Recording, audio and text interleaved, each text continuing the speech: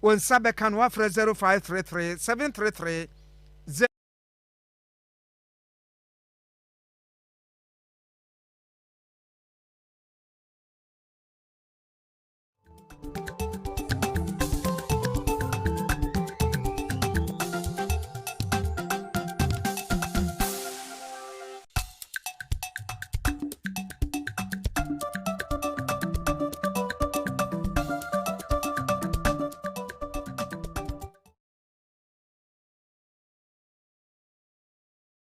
Novus roofing sheet. Venus. So what's what? Trouble to you. I'm trying to move, bro. Venus, nene. Any Novus. Aye. It's a pa. Just your payment. And you for and the Novus for try. I'm trying to fish it. Not very supposed. Wow, almost in your drinks. After that, bar no Brako. And one, there was a for what's the dance? Sabre or pepper in the economy. A dance in the Adro so and a dance upon the Adro so. Ya, and Huchery. Venus, roofing sheet. Self rock or hot more modern self rock or after Euro tiles, papa, industrial deep, true, and also IDT, strip tile or and one sign a war. Ceiling and a wall joint, papa. Afi market for the end more money to ya. Distributing agents or building contractors, real estate for ya from individual churches institutions. Will be a infinite nature Venus roofing sheet, na papa. A war as Koreman Pon Kumase wane trade winds company no and ID a shenimo. Frawane pebi 0501 549 796 and 0501 549 797 Kennedy Digital Satellites Home Appliances Fee near the Modri Kumasi Family Plaza Danumu Patasi Adom House Kennedy Junction in Kumasi Hwa Ne mobile crowd there wager old better traffic light fra 0244385136 na omumrobi na yemfa ahwoden sam entwatoa New Life for Party Clinic enen kofo de ni gie ene fra yal sabia mu pie ya adaya obi akoja ne yare ho enti ya wonso kobi why stroke, prostate conditions, more muhia, woman, memina, afe diabetes, hypertension, a member of more go and pemina, and Guasabefi, Munkojan Munyam, our New Life. Kumase, Wawa, Atasmanso, Accra, Dansuman, and afe a year takra the airport rate. Ya for Dr. Makaji 0244 093595 and 0203 335439. Afe Yanshania Edi. Emu akutini bi Electoral Commission eden bi atudwa mu kiremu a aba no ayeto ye no aka mpasua enkono ye nhede nhuna no wo mu si ekwan bia ekwan obefa so a atentene be yadwuma ma aba ni de wo se eye ne dia wonya ne pepepepe ma me je mensa wo se sa na obeye no afe amampani ya no foforo John Dramani Mahama was woni obi ani asem sa de friend say witch hunting no wo betata na tanfo debi sa ora no de abane de eno de ene no kan senan obi a wodi gada sika pa wo se agede de beje ade tihwe no obi a amfa nkwose witch hunting se bia emrashe badwo no ogina ma esunafo south honorable erikopoku wase brashe badwam NPP for no suben bi omodana die no aso mu opposition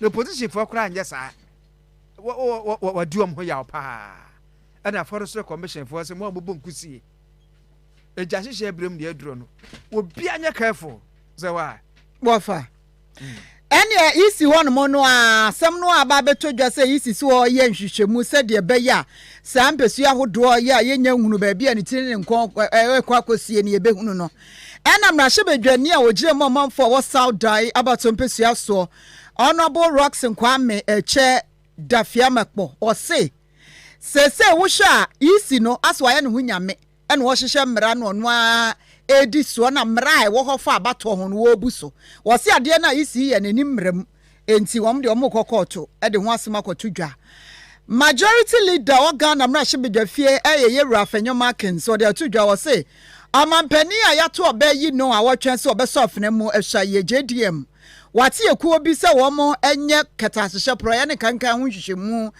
anti corruption committee a wo mo ye adwuma no obi se sika ben ena san krofo nde ye adwuma san so pani o ma akonwa so ansa enipa empem ahena ne aduosia wafa 460,000 adesuafo amukotwere wa yake nsohwe wo mo nsohwe ne hunsusu aso na sinse wiem wo mo sanya nkan adan ya wa yake se abade ne ka 118 million wontu ya resource no come gauta ganama ene nsema foforo bi ka ade se we de said de ka de ye botu JDM ho be bi adure de aje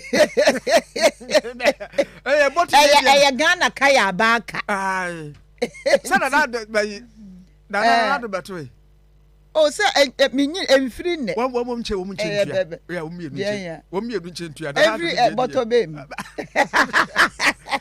ya sabu kana kan kwara yo right enti that just I don't know tresom no ana maso egusu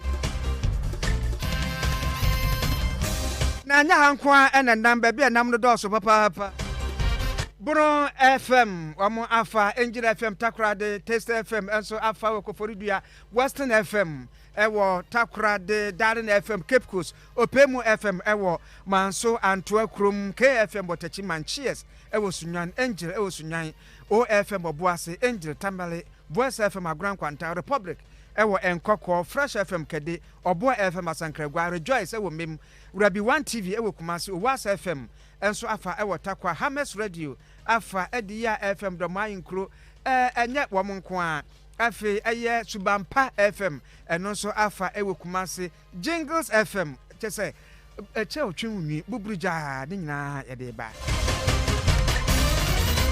na enye ehonko a sawa wo fe ewia no ye de orgasm no ba no na Mr Putin free press conference ana mikotie half sadie na asie ana ye de be ye orgasm no ye wi orgasm na msa kotie mekwa no mpa o munwie fesad wa wi wasi Ukraine to kwa no wonu kra adwene paro woni trim and was starting at 2022 or so was starting in Tamkra.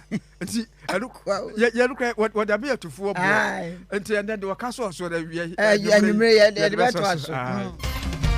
Mamma Mubia, ya na de would be out the angel collar, a boss way ye. Bia angel collar, a timeless.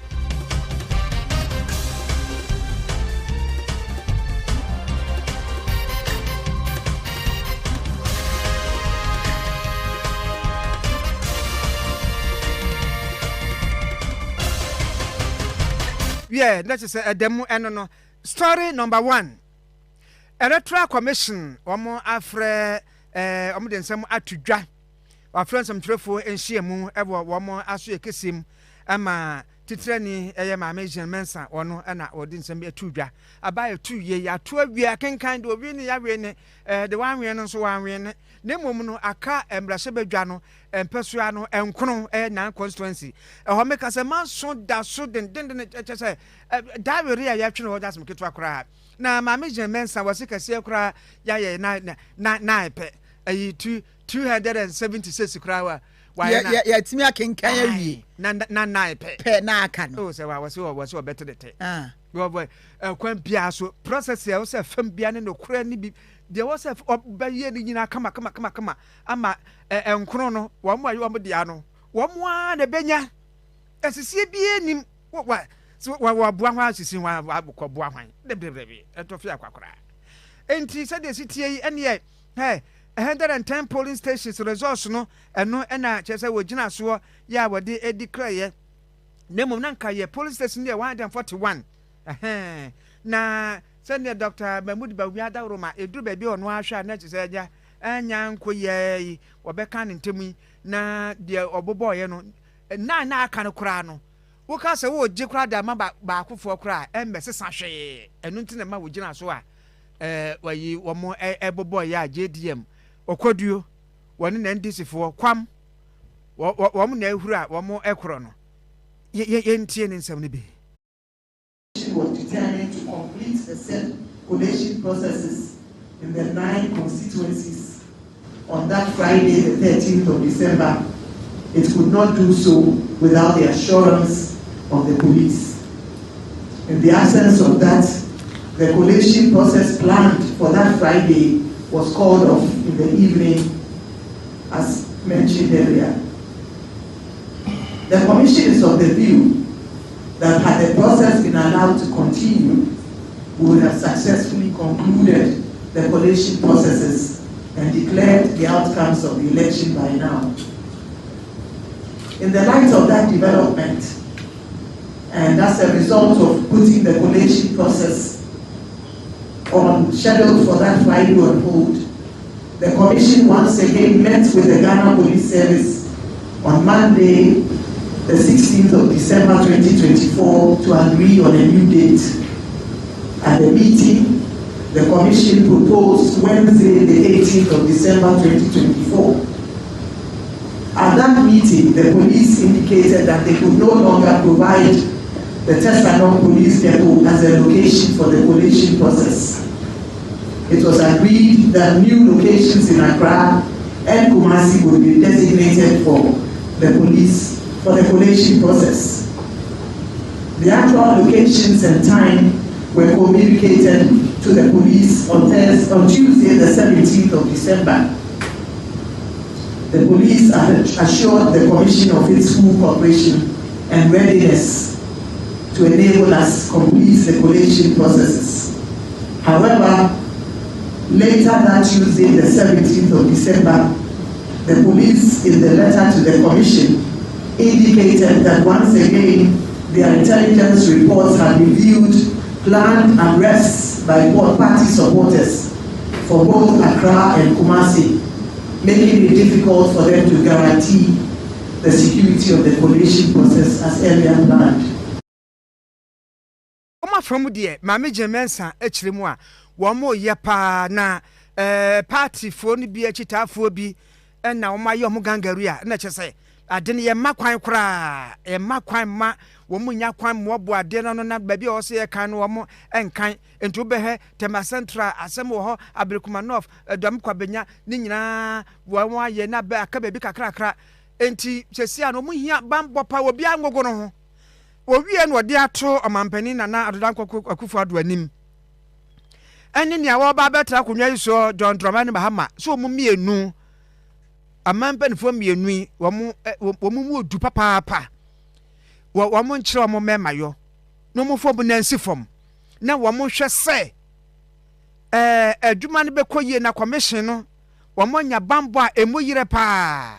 Now only bay omojuma, Nasa, and Hunania tene, Montran and Mubahuna Modia, Bani, ye shamwan and Mubahuno. A bassa and Bejuman said on Passom Yano. Oh, not Ayadne. After National Election Security Task Force, IGP Crown where chairman was so. Woman yina she say Electoral Commission no e betima yo mbadwuma ye na de aka no wo betima awie na aye fa preko na che say na o ma pepa mo nsa e de afiri ho preko. The dark days, I don't believe that as a country this is where we should want to go. What it implies is that anyone who has force or might can take over a collation process and declare himself or herself as a member of Parliament or a president. As a country, we should not go down that slippery slope.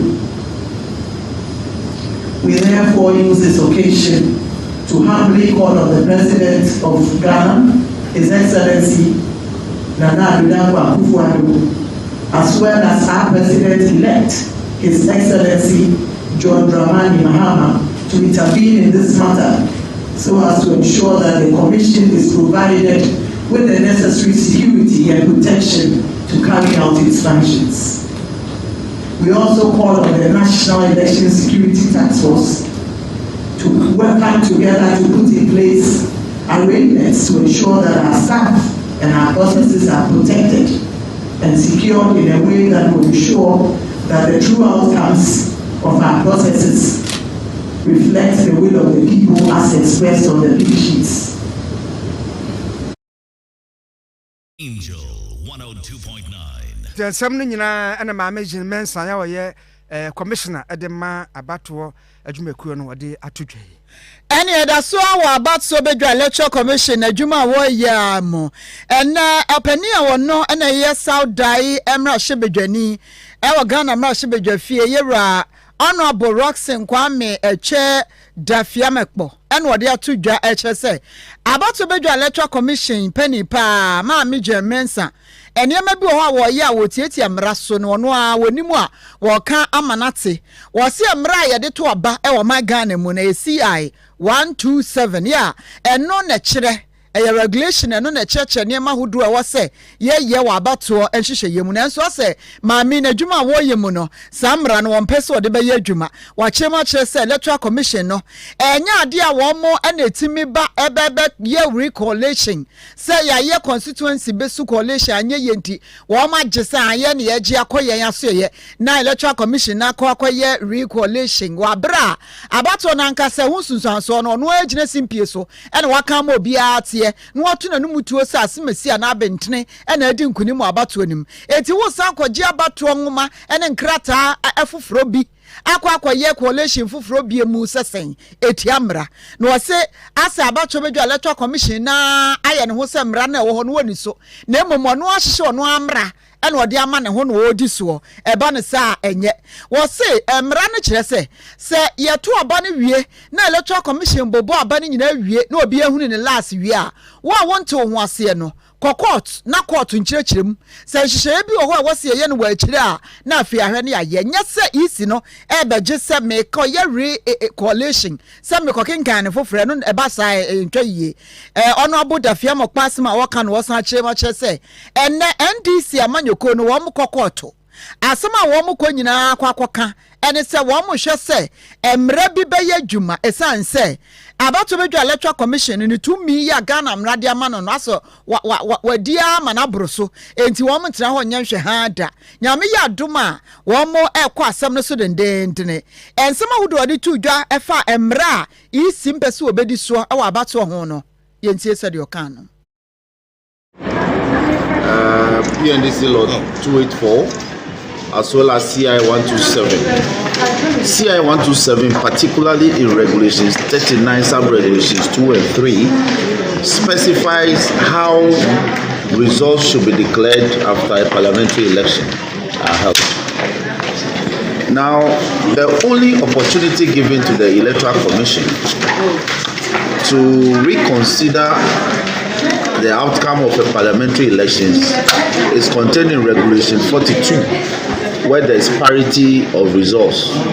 So that, for instance, if myself and my brother Otoje contested in a certain constituency and we both obtain, let's say, 10 votes apiece, then the EC is mandated in law under Regulation 42 of CI 127 to actually conduct a rerun of the election. That is the only window that the Electoral Commission is given under the regulation governing our public elections to reconsider the outcome of a parliamentary elections. There is no other provision, particularly after the declaration of the results, for the Electoral Commission to do what it is doing. In fact, JOYNEWS has become a danger to our democracy because, you see, she cannot be a law unto itself.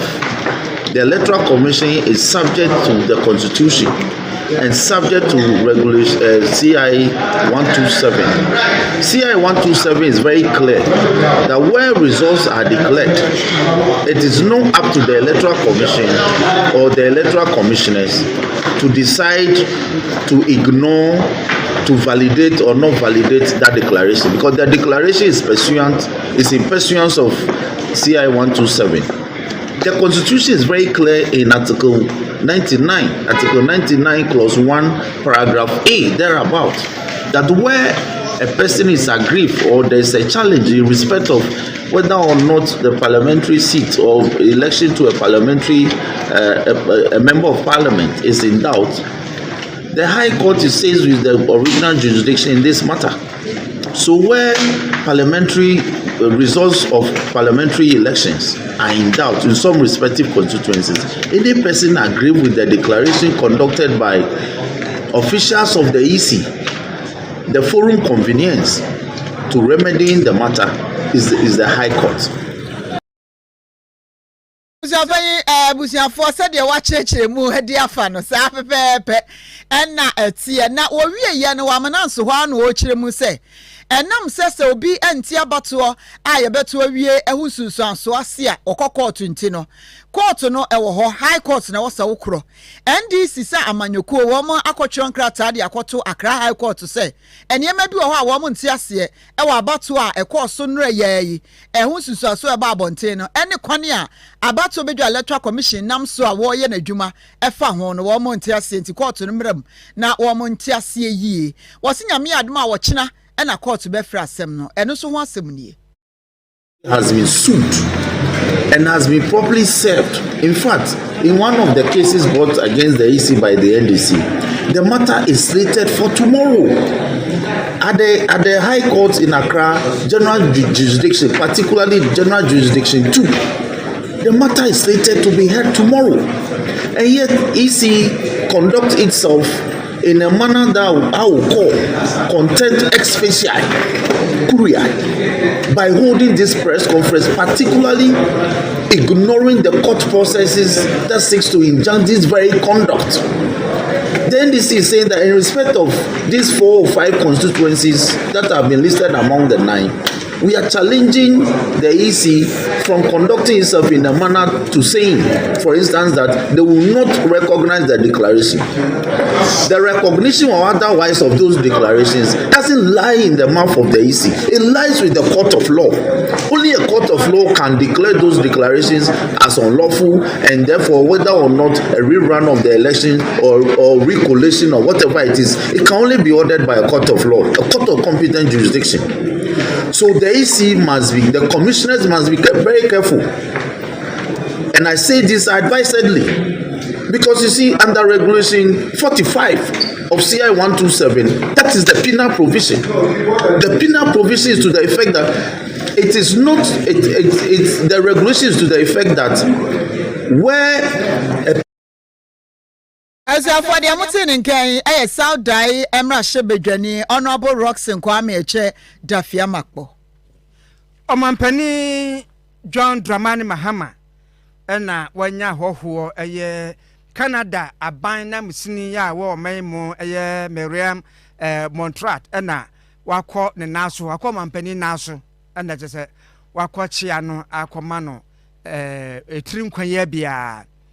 Ne ka sɛ na JDM da to dwa sɛ saa operation recover all loot ye twante sɛ oral ya wode aba no de botae no ne adwuboni bia nta akiri enye sɛ bia wa hye de begeji na datamfo so obetata datamfo sɛ de nkofo friend sɛ ye witch hunting no enye bia wode no kuramu pa akoma kan onuadom enda tese wade eba na ne bota ya ne se katasehye ne proye na saa committee no omo eba betu esosa na committee no so kra na wapawo no enye se committee no na ebe frefre enkofo a bia otusu se womo di Ghana sika nti ho no committee no afro se braha de se wadi sika nti bia kofa bla de bi committee na dwuma no ane se womo ebobo adanse ano yesi anano ayi sika bi fa se wakoto nsem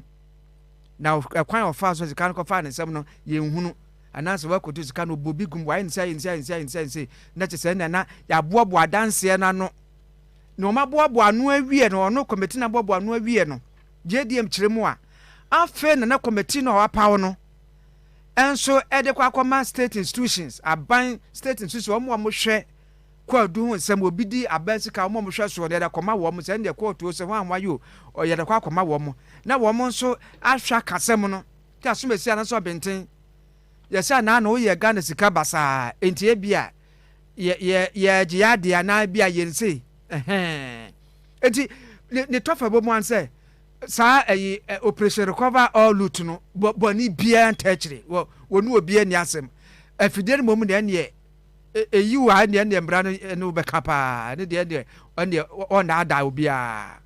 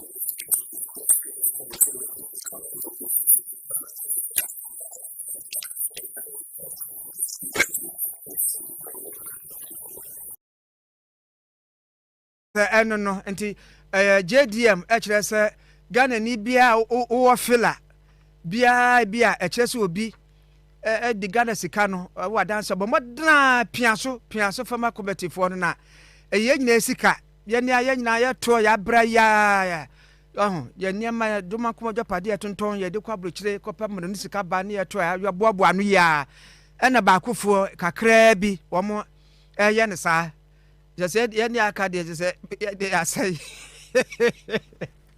etu wa ofela bi afa kɔwai so how di bi wɔ hɔ me ne ma kan ya fe na mbɛhwɛ bi hwehwɛm ubenya bi me ba bɛhwɛ bi se menya bi ubeya try na menya akra to try abeji ubebu ya je so ya de so na ya da fo abrɛ do na wan fan so hada wase aben NPP aben wo bɛkorɔ no mfoni bi a wo twa no o twa mfoni kama ade fa no ho te sɛnea wayɛ adwuma ɛne economic yɛba na nyɛ yɛayɛ ne si yɛapagya gyina ha let's say wɔ kasa de ginsem boss ɛnso wobɛkɔ fam no ɛnya sɛm saa na teɛ emu nyanyanyanyanyanye wɔsi sɛ kasa yi wɔka kyerɛ Canadian High Commissioner no sɛ maame Montreal abɛn yɛ wɔba bɛsoro akonya so yi wonim ɛka wɔgya to ɔmɛn so asɛ na wɔbɛsoro akɔ ɛka 2.5 billion ɛnyɛ Ghana cedis so US dollars $2.5 billion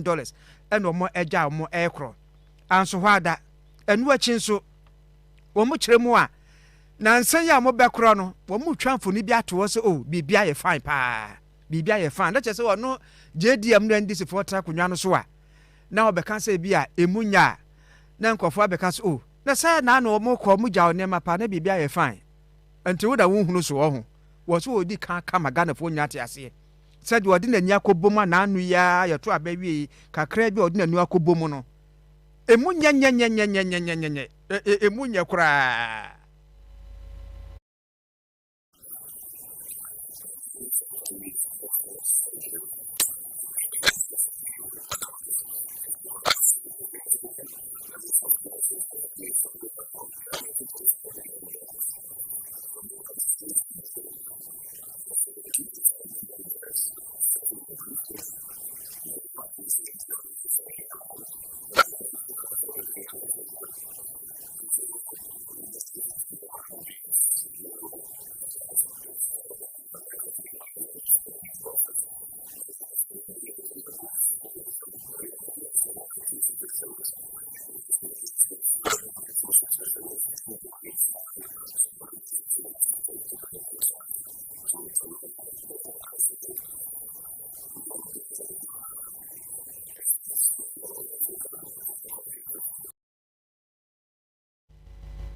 enti na kyese wonum nyina eno no na maame no so wa no oboni tinku pa na kyese ensem no na wate pa waso kikama ene yenko parliament na majority leader honorable Afenyomo Akenso akasa de afasa committee kuro ya ho asema wo kan se wo bisa o se sika ben ena committee ne de ye wo madwuma se committee ante se ye ka se obi anye hwe na ye kwasafo dwuma na ye ya obomoboa sika wom wo mo betu ka be kwa hia committee office on besete enu achi obi abetunu ka fu obe ne edi gumu hwan na ebo wo mo hoka enya bone so na emom se be ya ye behunu na fa akontabuo ho nso kakra bi no akontabuo betimi ya adwuma na nkonko ba se bi de wo kɔbra wuo no osompa fe nam da bi e ma ne sada wose adwuma wo mo bɛyɛ ne adwuma so ya se bia sika ye de bo wo mo ho ba no se efiri aban mu na eba na se ye public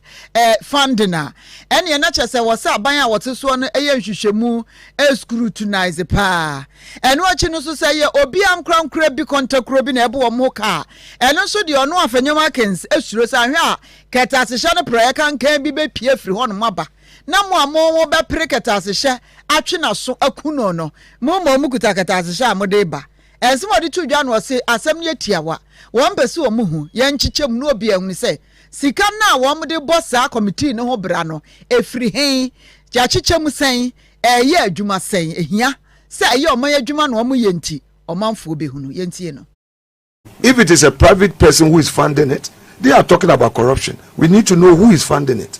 whose money they are going to use to buy fuel, whose money they are going to use to set up the office, whose money, because going around gathering evidence, I'm aware that they've been calling some journalists. Somebody says that, oh, he's going to be Attorney General, he's calling journalists for information and all that, blah, blah, blah. No problem. But we will need to know the committee that he heads, how would that committee be funded? Is it from the state resources, or is an individual who's going to fund it? If it's an individual, then the issue of corruption that they are going to deal with must also be interrogated. How is that individual going to fund their activities? What is his motivation? Is it a citizen who thinks that, okay, I just want to give you money to do this work? On what basis? Why? So we would also interrogate the issues, but it's early days yet. Ghana mrashibe jofie dom kese ohono mba no dani onwenyamfo Alexander Fenyoma Kensine enautie no na so yentie amanfo reaction kakra on Facebook no so eyo okay we say mobidia ode ebaye we say JDM saa we na watie no Mami ekuadonko omoboa no ho aye friend say mami abna pa omoboa no ho na Kane sanitation minister na this one ekofo pentam dodo mami abna pa ya bondin obi amoni din na say anye o ma hye adwuma se nde o ma hye ya ayi omoboa no ho na ananu sika no de ko hye pass ye no ba means obi obeka se ne nka ya twema yesuwe na nafie hu se mandate wo but o ma hye ase intermediate na se o ma hye ase prepo na just hey boy nti no so eno no wan asam tin nka che mama abna pa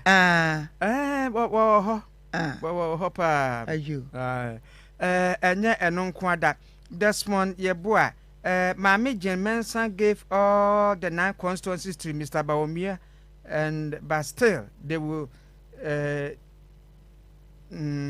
be in opposition. Oh, there be one far now no ma almost how. Say yenye enti tokasti ya na tikasti ya na wahye so sa wo mu enwie kura. And na when so and it Boatin Erica Kwesi have been. Do you think if you complete the SHS you have got your finger right? You say one more dear, you know, one more decano. Wayek na wayek ntimo nhyɛ so pa afi samowusu honorable hwanu no honorable mo awie no mo edoso pa eduadonko angel papa na afi we Nicolato super.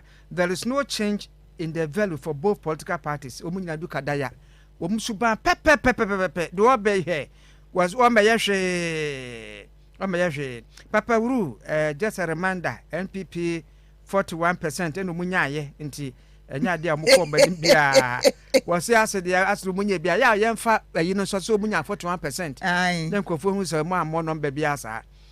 Jacob Israel Haves was a poor sound, young share Emfa Emanopa, Yachaki and free a haunty, Bombardana check with TV, and so can say Bia, and yes, I know what Bombardano Bopini, a year. Canada digital satellite why nem say with TV no and na bia emwa papa edmo dan so that ma Mrs. Abra pa why am dey am chenchena de one hu so ho and afi John King Williams was say what about the Sagreme housing and also when you be investigate no that is say one kasa so ebekobi the finance minister kra says our economy is resilient. And can you imagine Papa Uru need the buy no Ray Owusu so your station is the best to broadcast but the sound almost say by baha no mo dan open news papa aha program papa bibia ya no kure kan ntino eno ano no nti almost say na sound no ye ebonani na ha mo pa mo atwumu ye ho adwuma atwumu no hwe ema mo pa eno so no they should also investigate the unconfirmed and the bus branding ons where appointing somewhere in the JDM was say onye na eno aba yanyi etu maya na be hunu why as I let no No buy enche. Plus no. Enti ye ko ye nim se wa na afi Honorable Eric Opoku ono na wo ye Esunafo South constituency hon mo mrahye badwani ewo hafo region na wose wo hwe so ban BNPP for dan di a aso mu opposition mu wo mu ja kura ye chese opposition no adod wo mu tisa kokono na wa di wo ho ya papa na bibi mrahye badwa na wo so wo fa first quarter budget no mra 2025 bosumi miense din kan no budget wo de bia no carry forward we dey kan de ba no ma dwondwon ho na ehu say ye be komu se na sika de babo man ho branie afide no so aye kadan ya bo wo mo abo emprensa just first quarter no kra o MPP for entimi fa ma na ne mu wa ban mu mpone na mbo opposition mu ene ke bedi yi betu sara time no mu ntimi enye na wo se yanya ne sa so I'm a finance minister Dr. Mohammed Amin Adam wono so ya bono a ejese mo yese ya na Ghana na mudi na buro anasa hwa na mudi na buro saa no enti wo mo nse musuban na ye ntramba mu saa kura. It is surprising this afternoon that our colleagues on the majority side is arguing as if they are in opposition. They are still in government. Their tenure has not ended. They have not handed over yet. They still have a duty to perform under the Constitution of Ghana. We have gone through several transitions. No president has ever avoided a critical duty like this in our nation. Presidents have lost elections, but they've performed their duties. It is the duty of President Nana Akufo-Addo to present that statement before this House. It is his duty. We approved the budget last November. The budget ends in December. The new government will be ushered in early January.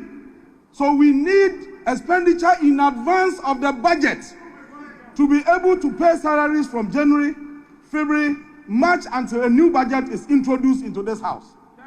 This is the simple duty that the president must perform to the good people of Ghana. And the finance minister always performs this duty on behalf of the president. Just expenditure to cater for January, February, and March. And you are saying that, look, you have lost elections, so you won't do. Is that what you're telling us? Is that what you're telling us? That you have lost elections, and therefore you don't want to perform that duty. The president, Nana Akufo-Addo, cannot do this to Ghanaians. He must come and present the document. He has a duty to fulfill, and he cannot run away from that responsibility. That is why the leader is not here. That is why all your ministers are not around. We Honorable Eric Opoku ya oye Esunafo South mrahye badwani edema NDC amanye kwon wo se NPP for abanya ko abanya ba enyo wo mo nkwa ne abanya yakoto aba wo mo adi enkuguo enti wo munya ade wo mo ye no wo sa de todwa mrahye badwam ho wo se ebo apaye so wa wo se ebo apaye o ma sheda o mu DJ die mabro ono Eric Opoku na kai was NPP nanado washade chese wo di na burato ho because budget no de bawia eno na JDM de tuka konwa no a bosume miensa de dinka na no de betua adwuma yefo we nkwa yenko yiwe mbesha nko ansa na se budget ne de match echi enti se budget ne ho no mo abetna konwa no so a wo yento wo yeden anti ono abere kopoku si na nado asheda wone NDC for NPP for no wo ma asheda kwapam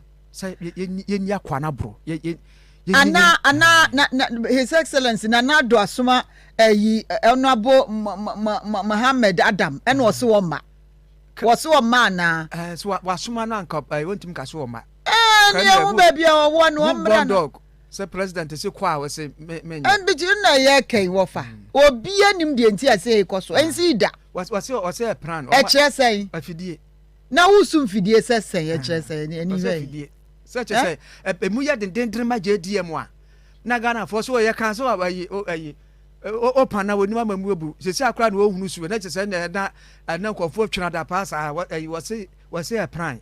And yes, according to Honorable Erikopoku no na dream no.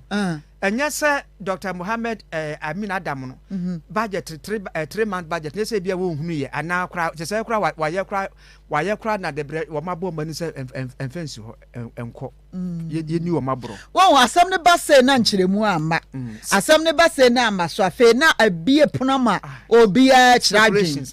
Obi a be kan there because dear na asi, dear potin na asi a on 2 occasions. I'm say on 2 occasions. 3. Bra say wabo amoto mema. What is the reason? JD mo say so lusu ye. No why ato ho. And disrespect to parliament so any yen Ghana for na ye ma omampani na na do mandate no. Say sa na ekode a enti wo ye ni say ya no open up ama obi a ye nyina ya kire ya adwen ya kire die nti a up till now ma enye kama. What I say? As you said, next 3 months. So this month, dear, BBI be okay because the budgets now, previous budgets no cover this month. January, February, March. What happens before our no ebe start here Juma? I been see that Charlie Momo on then. Was about those akro amon fan koso na se metwene mra no me. You hear reason? Ebia there's a reason. You who reason no. Na kra enchiremu bi amame so ame mmade anything. What's this about JDM Yari? Cha. That's a Wabre.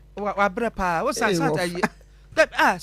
Stress. Wabre, and no dear, was say out of campaign, no, any idea or my bre, wabre, and if you also home, or Gia Ho, or Koha, or Gia Ho, sa, and you ombre, Wakasa, was a Casano Crano, is all Cassan voice no form. And San Obenian, dreaded the moon now. Nimu kakra. I was up for the protocol officers no meetings na enchiano omu ntwa so omu fa ambassador ebe omu ntwa so omu fa nko chechire se wa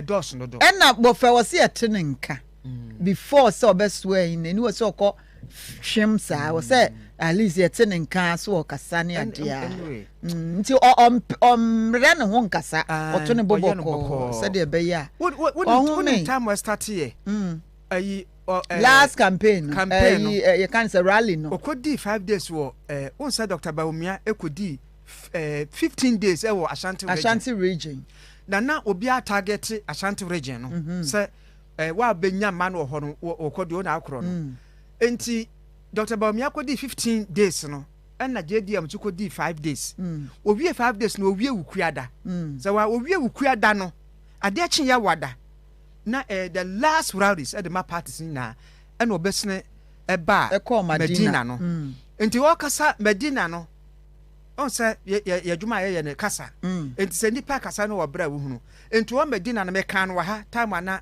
ye no me hwe JDM dynamics JDM ofri wo mo plan ne na yi no ne campaign trail no na osanka wo mo ma ebia 1 or 2 days break bi ba ansa no abeka se no pa because brano tuamu san and what the be we wo wie yen so na eyi no abato no bobo no ye ni na na siripe what tv anim se ya woni Dr. Mane Boama ena wo mutim sa no mo kire no aduru ha ayese yagada ye data nie wo ku anim aduru ha wonya 54% ekọ anim aha ba ha ko kire ni nyana papa na ye hwe bi wa ha ye to so kra mankofo bi mo se ne ya na ye siripe sa ni nyana onsu siripe enti wo sa siripe wie ye ne krumdie ne ba ye no na ne bobo ne adade ena to mu sa non stop enti wo home kra da bi home enti brewum wa bre papa wa bre wabrena de akoye sesi a ne yenim da obetimi ahome yenim da obetimi ahome etie ne ma melody na light soup na mani nsu sa da bia ya ma yi amane ne adwene nkum na na fe wonye yi nsu ye pepre wudi komu ajo ne no ma ko nsusu an nso abam ajo ne ene ma me yesi pepre wo enti ne eyo yanko ya ni mo usafo yanko ya ni mo amesra wo angel ebien so ya ma bronya ade me so bronya ade ye we ama pepra kom we pepra kom pam se obia wo ton ade obia wo hia se wo bo obi bi hu dawuro asofo a mo pese mo ya asori chenchirenche asori kese 25th asori 31st asori a mo hia coverage mo hia live streaming ene mo a mo ton ade mo a mo hotels mo wo dwumadie bi am pese e bo hu dawuro ma mo no mo brenie we ye ma mo package a special package a kire se ente se dada no na no twemu a ene age se dasene enti every 15th ni December na ba just 2nd January e free ho kwode na ase asante asim eti mesra ka ho tumrika na bra na package no wonsanka bi na so bo adwuma ho dawuro e wo sika ketoa bi a wo betua ho number ni ne efre na nchechemu bia wo pe anasem bi se bia wo pa no yie no yemfa ma wo 059 8585-868 059-8585-868 na ene wo mun kasa na finchichimu no yemfa ma ye ne sa no so na tickles baby pull ups ene ne wipes no na abatan ne yini ba ko mienu miensa sa we yemfa mfam na akwese minimu ye da bi ye hye ne se pioto nti akola no se bi opupu owiwi a wo de wipe na epepa ne ho kama na afi wo de pull up na hye no kama afi obon se na otina paka mu no odi na granani age abone we de ho ban na de beso ne bia anso na baby pull up no age ne kama Novus Industries and Trading Limited ene de aba etiko ba bia ye ton kwada ho ne ma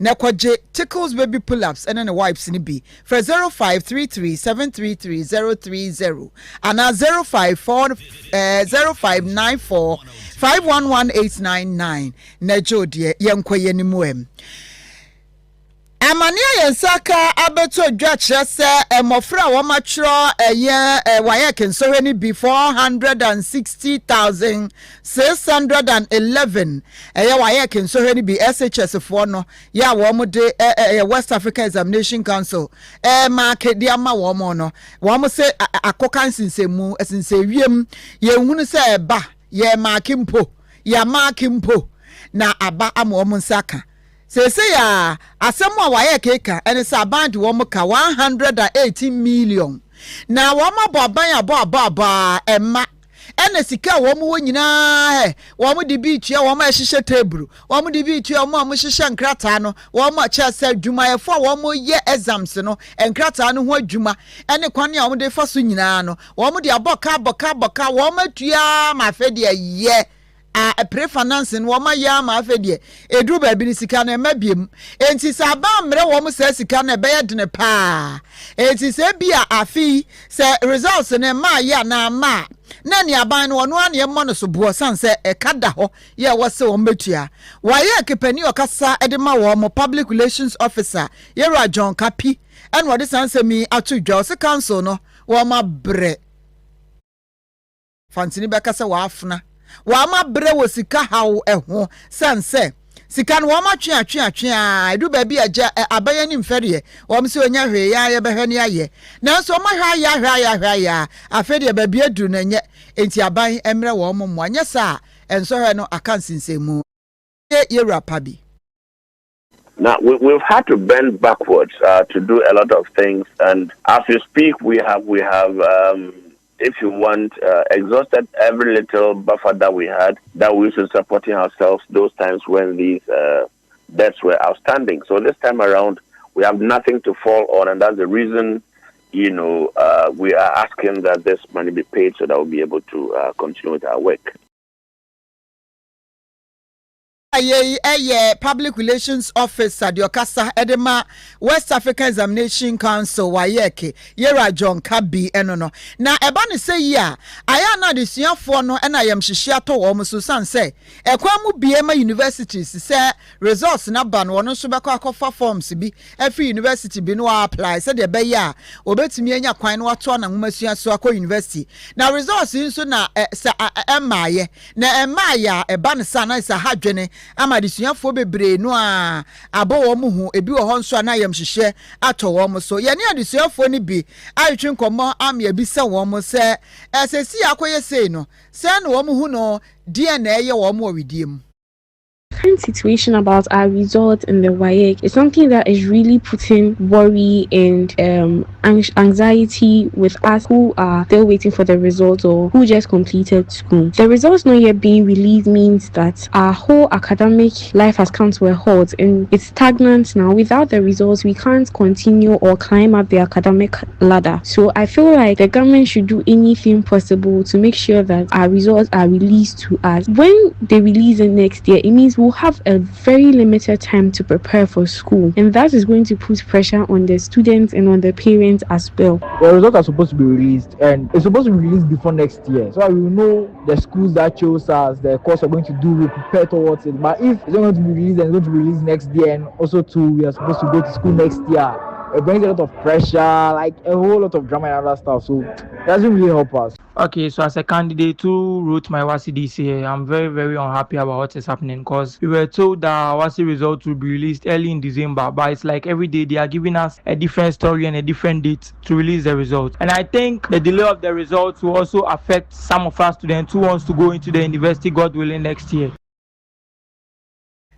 No, nke wose December ya mu no e wose timi ba nsa na afia ebe etimi aba na ema ye na chese de bewura afefuro no mu no because baby afi na duru no na se bosumi December na duru ne de ye wura afoforo no mu eno no ama executive secretary the ma vice chancellors wo universities awodo ye wo my Ghana mu wo mka mu ko ye vice chancellors Ghana Dr. Cynthia Peglo akasa de afa wo sinyame animie wo haw ne ateti amani nyapa na eba no we academic chaos na pempen so basa no sanse results ne maye ebasa de ehwobo ene pressure kese pa ba to universities no so efa asukufu a wase efo ewo ekọ universities ahodo ni mo yentie Dr. Peglo. You know, the moment some of these hitches come up, the first thing that is affected is the academic calendar. And it's a rippling effect. Once the academic calendar is affected, teaching and learning is affected. And restructuring the whole program to benefit them, may be a difficult task because it also has financial implications. And more so, it also means that they will not have the full coverage of academic work, knowledge that they should have before completing school. So these are very obvious implications. Once WAEC is not able to do that, you can only count on the university to be, innovative and creative in reorganizing their schedules so as to accommodate them whenever they come. But that is not even a good solution. Whatever it is that is causing these challenges, we need to address them. We need to address them not just was set your son no na boama ye manu mesua na timi ekonkan de otin nkan secretary executive secretary Adoma vice chancellors Ghana Dr. Cynthia Peglo. Forestry Commission no one head of communications one with da baby a one amansan di enkita ho no ano maame dress kwafo eno de kokobo eba omanfo nyina se ebra yi wo mo no ebre bone ejahye ebre nti obia ema no ho enda no ho so obia obekwa afuo mu se wa do afuo wo kwhye afuo wo kwhye bibie wo mo ekobo nkusie ene nkrante abofo kese bibie feja ho bia se ye wuram se ye fie obia nhwe ye na enu achi obia so a obanum security wonum wi a eto no tete asoma ne num ya hwese aduma ansa na wagya ho ko cigarette to no nyina wa hwe abeka se so ante ntimi nya hwe to da fom saa kakran na mase ho a obewuna anse asom na ahyedwura bi wase nyema ma egya hyehye eye no de sunsuanso no ha dwene pa wuyi se ebetimi ahye kwaye ama kwaja dane esre nkofo kokofo ni mfu ahodo ensuo mensuo wi because ha ban ne adade be mensuo ayi ni ane etimehye na awie boso saa no ana afi na chese already na kasa so du ha matan mu saa no a ya ensuo nto ensuo kakra na wo no kra ebewe dada na afi vegetation ye wo ho no wasan akotwa tuma saa hye no na chese wo pase udi Ghana wuo kuadwuma emfudie ebehye emu Adoma wildlife ebeka wo mo yenyi twinya ha dwene papa enti obia ɛnhwɛ no yie na saa bere a yɛbɔ dawuro saa no so wote a na wode da wobɔ no bi ne ahwɛ yie nsɛm no bi ama wo nua they say ɔpɛ na ba dendenden sɛ ɔpɛ ne ba saa na mframa no mu awo efi sɛ moisture bi anim nti wo kɔkwai mu a baabi a yɛrese na edu saa bere a na ogya hurihuri etumi tiw si yɛn akwai mu ye ka se ogya hurihuri a den na ɛde ba wɔn a wɔyɛ ha wɔn a wotwa abɛ wɔn a woyiwo wɔn a wɔka akisibɔnom ne ade mpo no wɔn a wɔhyew wɔn afu wɔdɔw na wɔhyew ne nyinaa yɛ nneɛma etumi di ogya hyehyew ɛba na ɛbɛhyew yɛn akwai no na forestry commission ansa na ɛbɛba ogya hyehyew bere ne bedu hɔ no mpo no na yɛde nhyehyɛe bebree egu akwan mu na nsan mu hɔ yɛkɔtetew fire volunteers bɛyɛ aha wotwe ne akyi ɛwɔ atifi mantem a wɔn no wɔwɔ mmea communities a yɛkyerɛ wɔn ɔkwan a wɔfa so a wɔbɔ ogya ho ban na mpo no so ogya ne ba ɔkwan bɛn no wɔbɛfa so na wɔn adum na wɔn atumi akɔ mama ade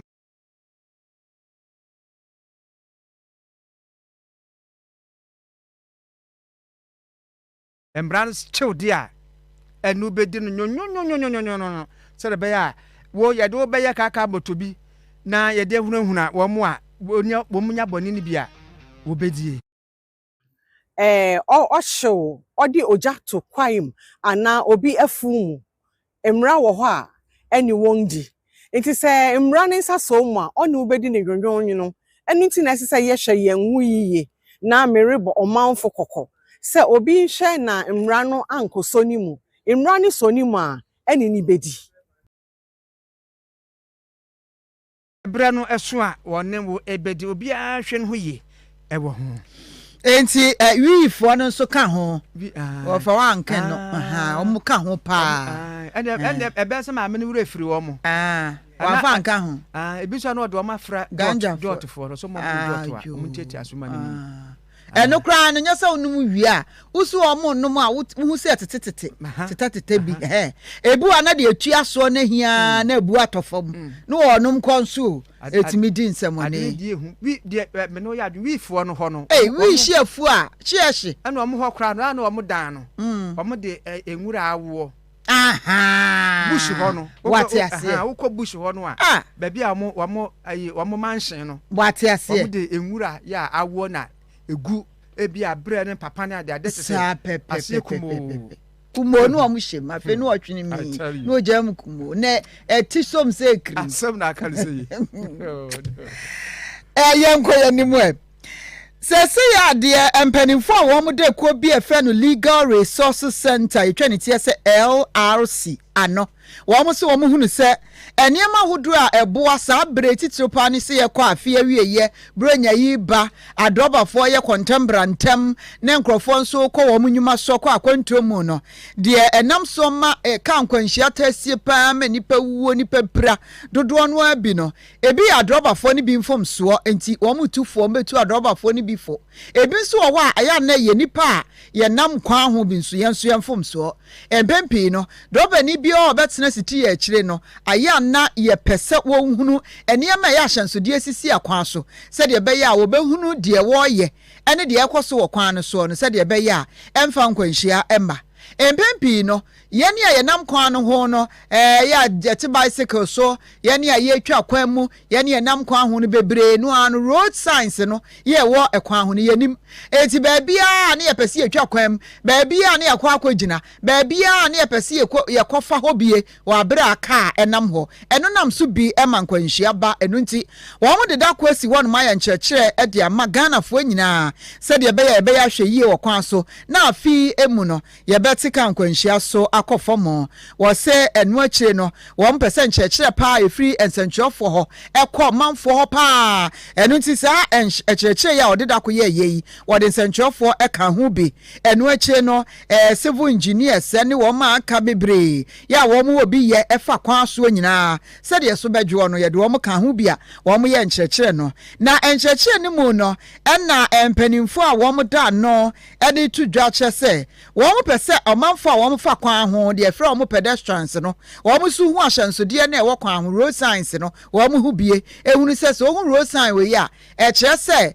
speed ram na wo ho enti car no wo ba obebre ne speed na se kakra na aha so ye zebra crossing enti ugina ho pe car no duru ho a wono so bebre ne ho ase kakra na enye se ba bia na akotwam ba bia na akotwam bia ba ne sa ebe ha dwene yentie nsem a empanimfo no bi editu dwa ebi specific pillars we have based on which these safe systems are designed, okay? And in all these, safety is a priority. Safe road use, safe vehicles, okay? So you realize that you may have a safe road, but if the vehicles are not in safe condition, you compromise it, okay? Safe speed, again, driving within a certain safe speed limit, safe roads and roadsides, and then post-crash care, and that is another critical issue. Post-crash care. What we do with these are that we try to prevent the occurrence, or when they occur, how minimum the impact should be. Between the vehicle and the cyclist, let's put a buffer. Because in traffic, someone can even open the door. So all these are conscious thinking elements for safe designs. I mean, one can argue the space is there, why don't you allow more cars? The cars are stuck in traffic to an extent. But they are thinking of other road users as well. I mean, so you see the women's and the man. Yeah. And the funny thing is, you see, there's a kind of, I don't know if it's a restaurant, people are seated in an ambience, atmosphere, and all that. You know, so they make the urban design all inclusive such that you feel safe. For penny, I would say, Serwaa Kasa, I want to no sieno, or a road safety coordinator, Emma road sign, and as a design and transportation. One also a senior civil engineer, Samuel Boama Downkwa, Nene, and na would say, you know. Now, for now, a jowdy, so what you shine at you. Ya, quite you want me, we are. Uba will say, quite now, your namson, especially dear. Eye the air ban the air kron bo se mfimfi bi da ho kakraka na die ka ne nam so no hwia eno sa kwa na da mfimfi wa afu no mo ye de yedan almost say for future expansion we fan say bia say population no doso na cars doso a na on say wo ma ye nsa no wo ka say wo tremu akose ya in most cases no e be nkofo adan properties na ubun for properties ya aban betua compensation and to prevent that no omo ye kwan no a no mo ja efifi kakraka so da be ya da chi bia expansion e kwan no be ba efifi no na enko kan for properties na ni omo nya expansion ne preko uyi kwa yi ne preko na nya kakraka na na aworo edi ase mokuti e be sa bokaza expansion oh we had the Facebook for them no me one say yeah suspect oui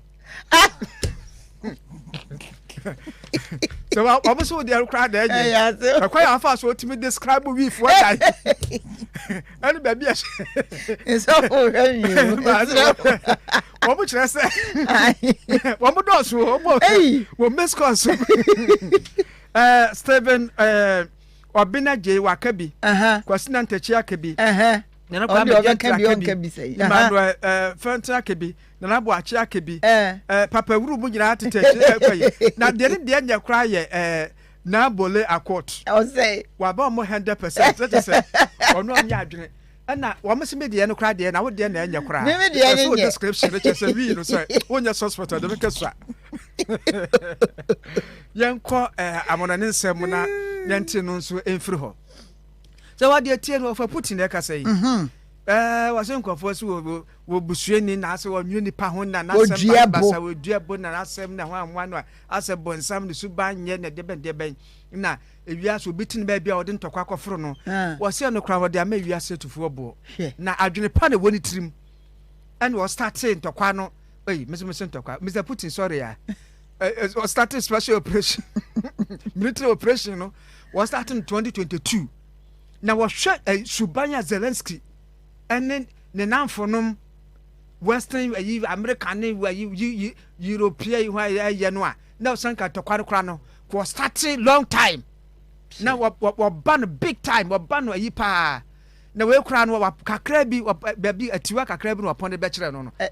What did he? 1 hour a year.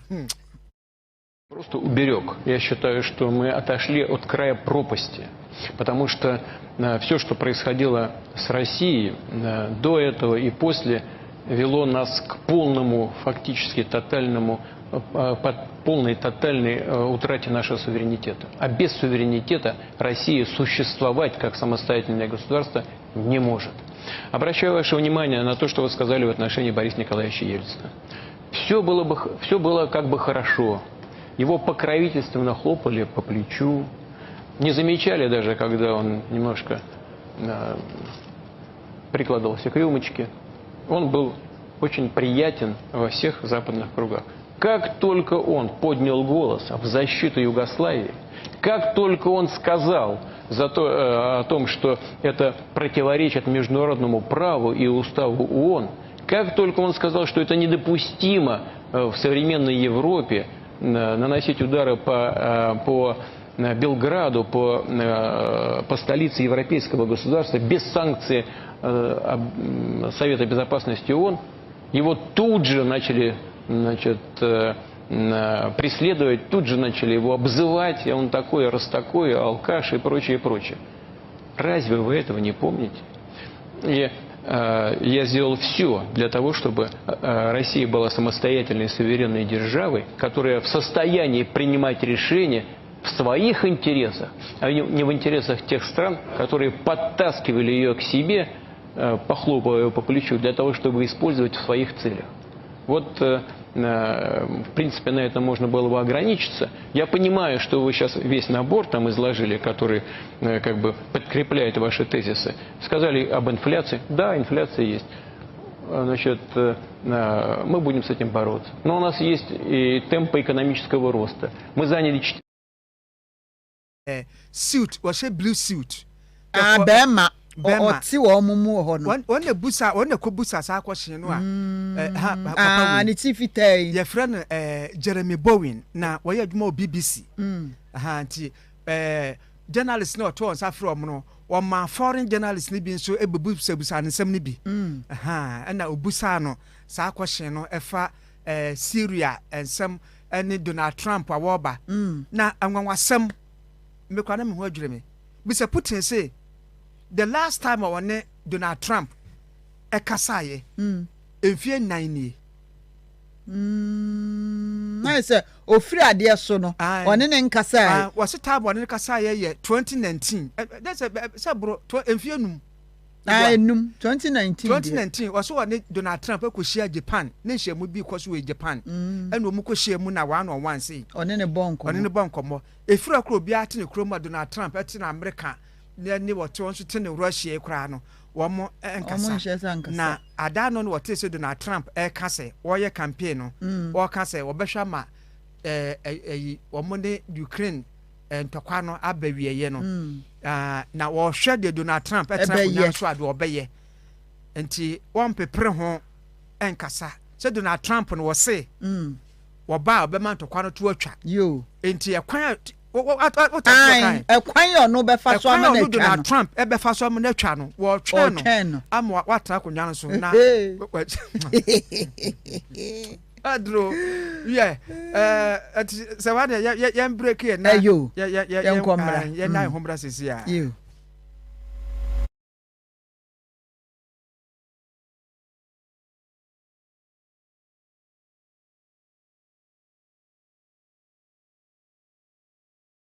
Del Cielo, celebrating 26 years with you. We asked the children, how many of you brushed this morning?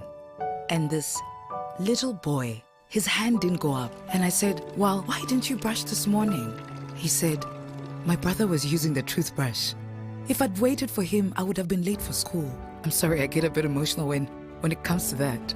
To be able to change a child's life, to be able to bring back that confidence about their smile, for me, is phenomenal. This advert is FDA approved.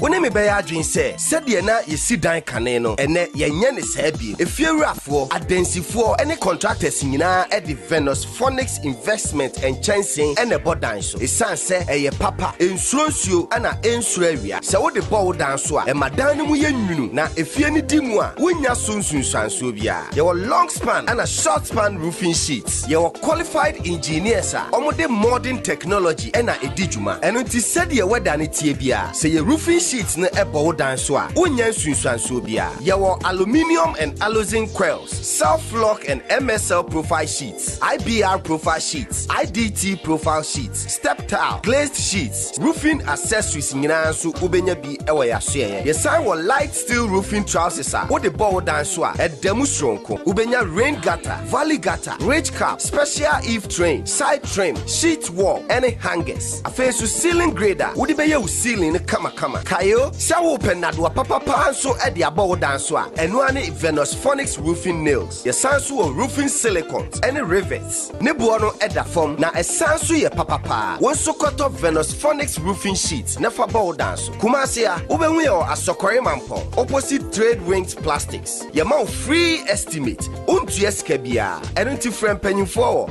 0501 549 796 and at 0501 549-797. Venus Phonics Roofing Services. Just call us. We are there to serve you.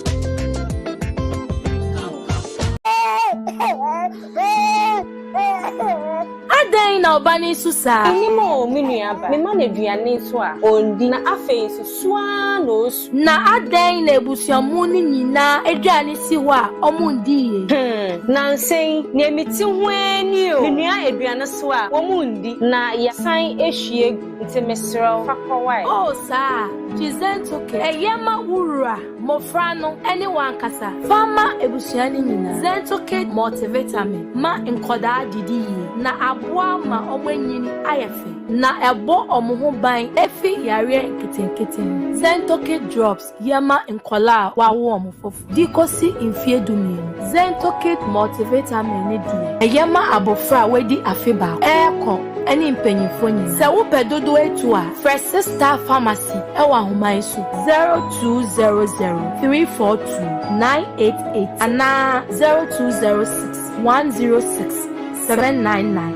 FDA achi ingredient kraton atom. Me ba no che obey 2 years. Ene nti obey when yin intentema hodin mu. Aba be say me ba no sa no. I can't believe it. Ene believe o. Baby Vite multivitamin drops. Ene me wife dey so some of friend no mu a. Won yin intem fefe sa. Baby Vite multivitamin drops. Ane, your son with Baby Vite, the syrup 100 ml and the 200 ml. E was some me wife e couple be toma ye mano. Abofra be ye di pabrania. Na free from your be ye free no mofra brim. Baby Vite, the syrup and the drops ana. Na shene so say Baby Vite drops with vitamin C. Sansuna Baby Vite syrup, crea vitamin C, zinc, and vitamin E are ema nkara immune system. Yes strong. Baby Vite syrup, nene drops, vitamins and minerals for a healthy baby. Baby Vite multivitamin syrup, and nene drops. Our pharmacies at Phone Pharma Trust Limited 0561 088 663 and 0561 088 666. FDA achi judi nkratwe atum. In this age, reliable and stable power supply is the bedrock of every development. However, a backup plan should always be for every business that wants to thrive to hit the ceiling. Peggett Engineering and Company Limited offers that plan. They are the importers of brand new original super silent Cummins and Perkins generators from the UK.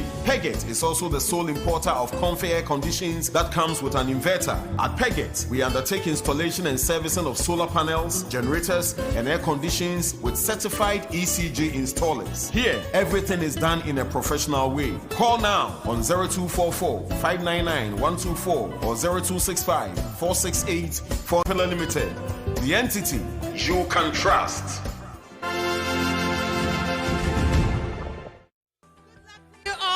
Our first number is 24. 24. 24 is the first number. The second number is 43.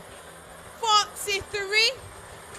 is our second number. Our third number is 49. 49. 49. 3 out. 3 more to go. The fourth number is 2. Single 2 is our fourth number. The fifth number is 12. 1, 2. 12 is our fifth number. Our sixth and final number is 16. 16 is the final number for the evening cash outs. Our third number is 49. 49. Our fourth number is to all our mega winners for this evening. I am the day in Skaka Credit Show bottom. Now in your Ska, everything is out on lunch. And games in me just dial *266# and that's the visit your website www.mega6games.com, or you can download the Mega 6 Games app on Google Play or Apple Store. Google Play and that's the Apple Store. And that's the bit of Makoloto kiosk Biara Beno. Now I catch and they pay Mega 6 Games. Which I'm more for any win is a whiskan.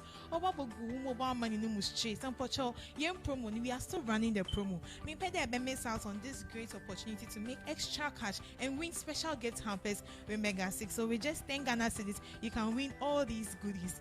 My name is Comforter Bing Watting. Thanks for joining us for the evening cash out.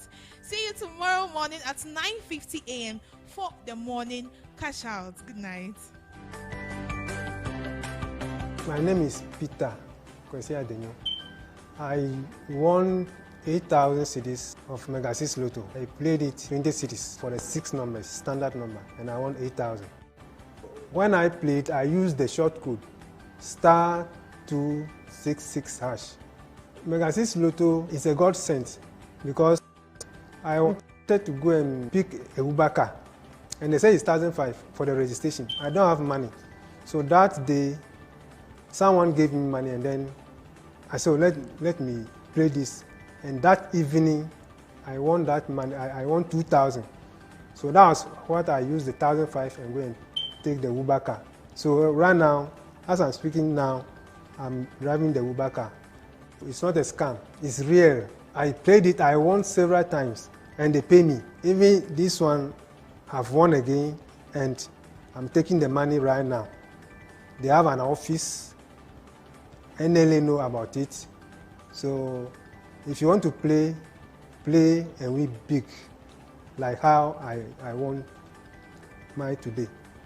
But I would say, those who are watching me, you will see me with 1 million Ghana cedis. I will want that 1 million first. So if you want to win that 1 million, keep on playing.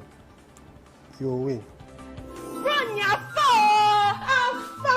Mega 6 Games is offering the biggest Christmas giveaway ever. From the 1st to 31st of December, you can win daily, weekly, and monthly rewards. You only need to play the Mega 6 Games with as little as 10 Ghana cedis, and you stand a chance to win 50 Ghana cedis daily, win 200 cedis weekly, and win a whooping 500 Ghana cedis at the end of the month. Are you not forgetting about the agents? Not at all. You, our cherished Mega 6 agents, are not left out. You also stand a chance to win our special Christmas gift hamper. Our special gift hampers will also go to our loyal players. All these rewards are aside your regular winnings from playing the Mega 6 Games. If you are not playing Mega 6 Games, what are you doing? For Mega 6 Games 50 line, na do Christmas nye. Branya easy. Yeah, Mega 6 Games. Na ye easy. Branya wait here. Ah, fuck us.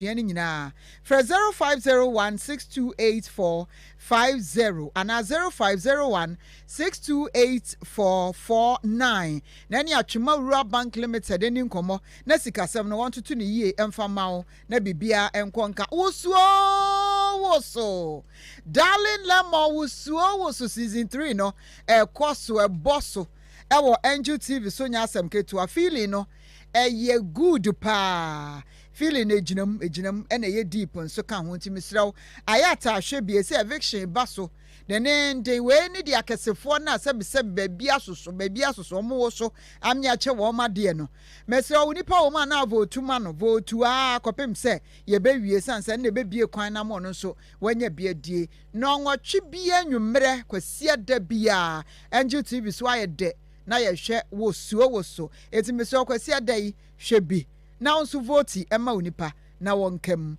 Angel 102.9 FM yenimu ha ya Avenue Chemist ha ha na ye eviction party no any eviction show ni nyina ntia ya wo be ha na waba be hwe bi wo fie nso na me ha na wa hwe bi o TV so se o person na ye di dwa o person ye mo bi hu da roma wo e wo so a for 0541 524808 Institute of Expert Travel and Tours say bronya person otu kwan ya ene wo mo nkasa e bia o person otu kwan kwotena boche kwodi pa o person okosua de o person okọ nsra keke o pe business visa e de akwa anase bia o pe Schengen visa de beko Europe man bia so o pe visa de beko US Canada Australia anase bia UK Africa Dubai and Saudi Arabia ni nyina Institute of Expert Travel and Tour SC obema obi wasi adwuma bu ewo sama man so nurse for midwives pharmacists caretakers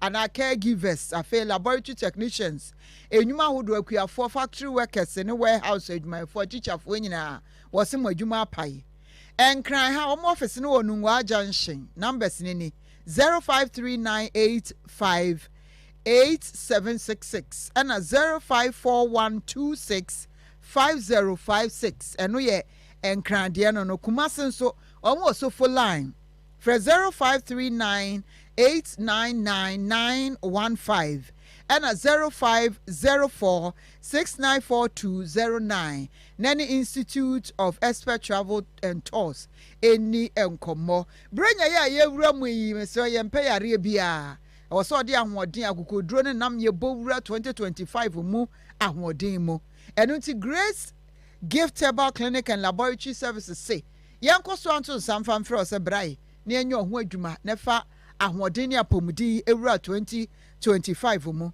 wasi stroke ana hypertension diabetes won be safri ho hepatitis na mu de ABCD ebia wo sa typhoid ni ulcer no types bia peptic ene diaka bibia ulcer bia wo bia oba ye be sade amawo fibroid no ba wotinkasa ba ho a ko won be ye ho adwuma enna wedi ani kuchire ni nsansa bia wo won be sa manam yade enso Grace Gift to bo ho adwuma pa be ma na yetia atwe afia ayesrem okwa won de aha beka no eduro beka ne wani guso nya se wo da bi wani guso na wa hu se hunton kane na so se ayese yi no ebe kese kama na nso wanya anigi a ewie peye ema no nso mesrafi kwa wie ye kɔ hɔ na yensitimi akosua ne mawo na enyina ne na so kama na nso so enya price na baabi a waduru no price so ate